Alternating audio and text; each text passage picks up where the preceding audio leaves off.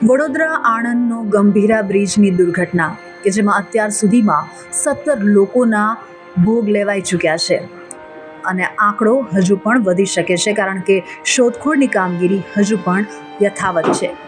પરંતુ આ તરફ આ ગંભીર દુર્ઘટનાને લઈને સરકાર પર ખૂબ જ માછલા ધોવાયા કારણ કે જે જવાબદારી અને જવાબદેહીની વાત હતી તેને લઈને સવાલો અનેક ઉઠ્યા અને હવે જાણે કે સરકાર અને તંત્ર હરકતમાં આવ્યું હોય તેમ તાત્કાલિક ધોરણે ગંભીરા બ્રિજ દુર્ઘટના બાદ મોટી કાર્યવાહી કરવામાં આવી છે અને માર્ગ મકાન વિભાગના 4 અધિકારીઓને સસ્પેન્ડ કરવામાં આવ્યા છે. જે 4 અધિકારીઓને ફરજ મોકૂફ કરવામાં આવ્યા છે તેમાં કાર્યપાલક ઇજનેર NM નાયકાવાલા, નાયબ કાર્યપાલક ઇજનેર UC પટેલ, નાયબ કાર્યપાલક RT પટેલ અને મદદનીશ ઇજનેર JV શાહનો સમાવેશ થાય છે. પ્રાથમિક તપાસને લઈને